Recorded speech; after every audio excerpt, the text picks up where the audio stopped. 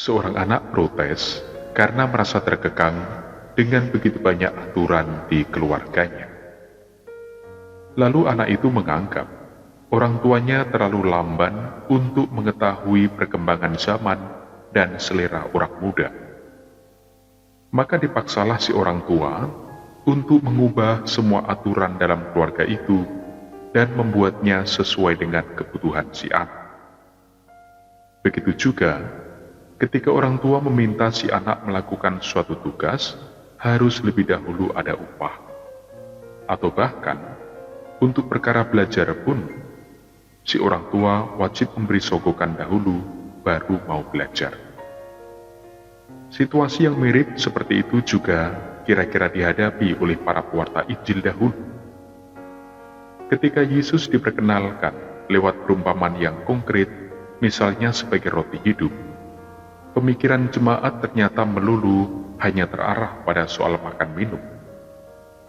Dan ketika Yesus disebut sebagai Mesias atau Juru Selamat yang diurapi, mereka juga berhenti pada urusan jaminan sosial dan bahkan politis.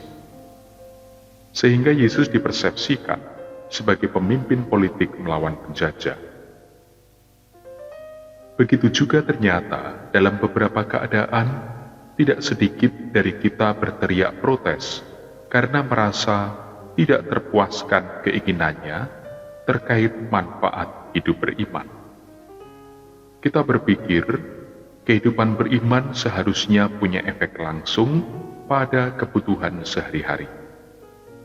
Ketika kita merasa sudah berusaha menjadi orang baik, tekun dan rajin beribadah, dan setia dalam pelayanan untuk gereja, kita berpikir semestinya ada upah langsung yang didapat, entah itu berupa terpenuhinya semua kebutuhan dan harapan yang diminta dalam doa, entah pula penghargaan berupa kemudahan-kemudahan dari gereja.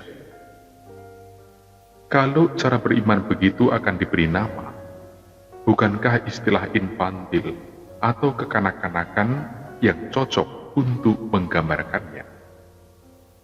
Setia dan tekun menghayati iman pada Yesus Kristus dirasa terlalu berat dan bikin susah meskipun belum coba dijalani.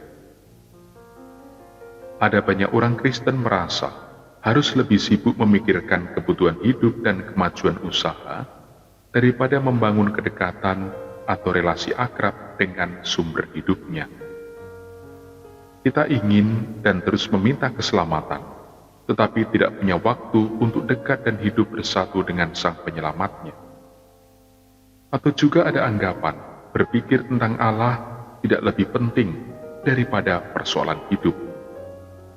Bukankah itu sebenarnya pemikiran yang salah kaprah? Prinsip hidup menjadi tidak lebih penting daripada masalah dalam hidup.